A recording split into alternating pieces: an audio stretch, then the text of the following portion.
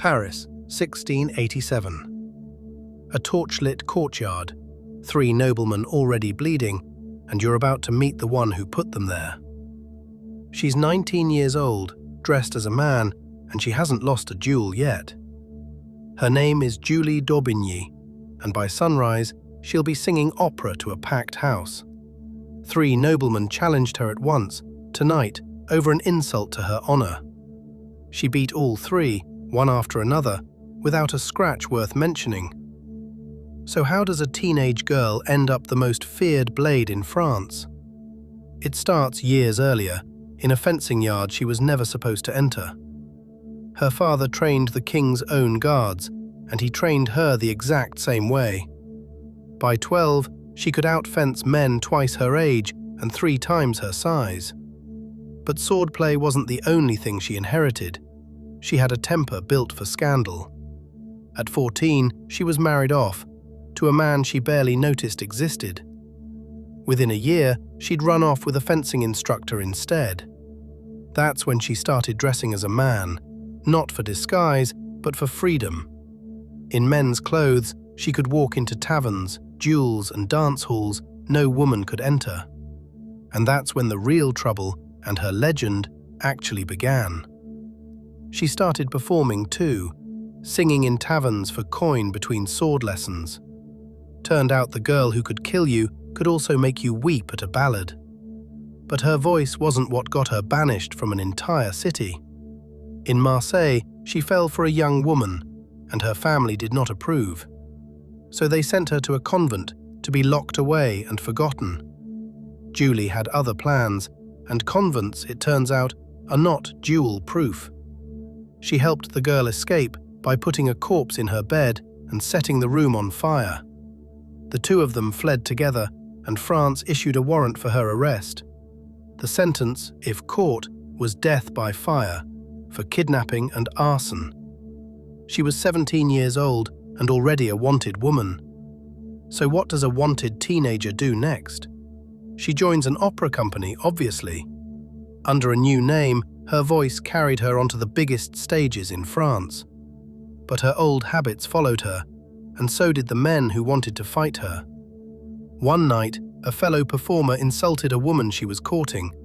She challenged him to a duel, right there backstage, blades already half drawn. But here's the twist.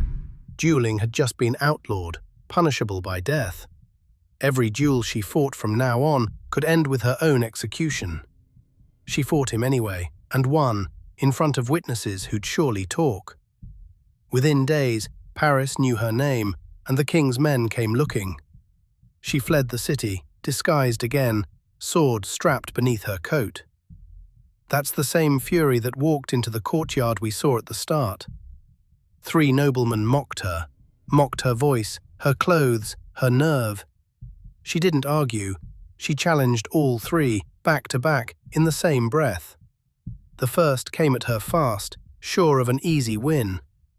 He was disarmed in under a minute, stunned, sword clattering on stone. The second tried to catch her off guard. She'd already read the move. He went down, clutching his arm, cursing her name. The third didn't want to fight anymore, but pride wouldn't let him quit. She ended it fast, precise, almost bored by the whole thing. 3 noblemen, 3 duels, 1 night, and she walked away untouched. But here's the part that should sound impossible. She still had a show to do.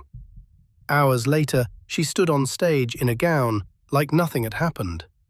The same hands that beat 3 swordsmen were now hitting every note perfectly.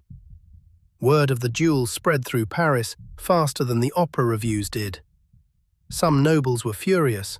Others, strangely, wanted to meet her. Even the king himself had heard the name Julie d'Aubigny by then. Dueling was still a capital offense, but she'd just done it 3 times in an hour. If the king wanted her punished, all he had to do was say the word.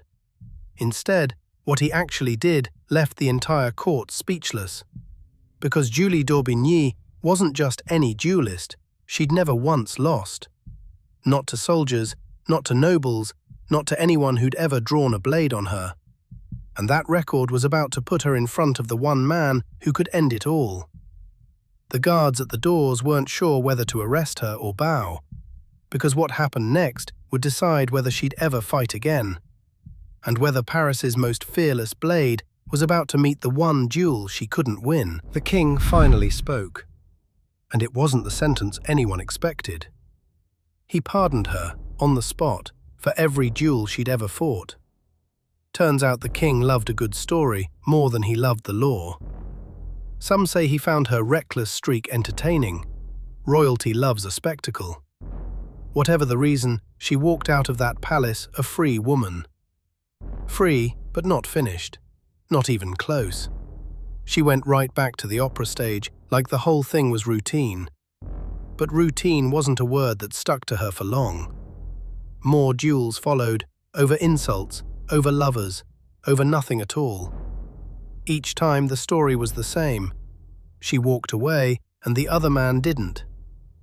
By her 20s, the count of duels she'd fought had climbed past 10, and she still hadn't lost a single one. Not once, not ever. That's the number history remembers her by.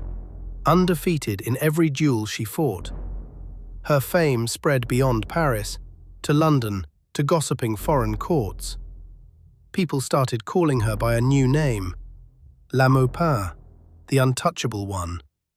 But even legends get tired, and Julie was starting to feel it. The fighting, the fleeing, the fame, it had all worn a groove into her. So she did something nobody expected from a duelist who never lost. She fell in love, properly, quietly, with someone who wasn't afraid of her. And for a while, the sword stayed sheathed, gathering dust in a corner. But peace was never a costume that fit her for long.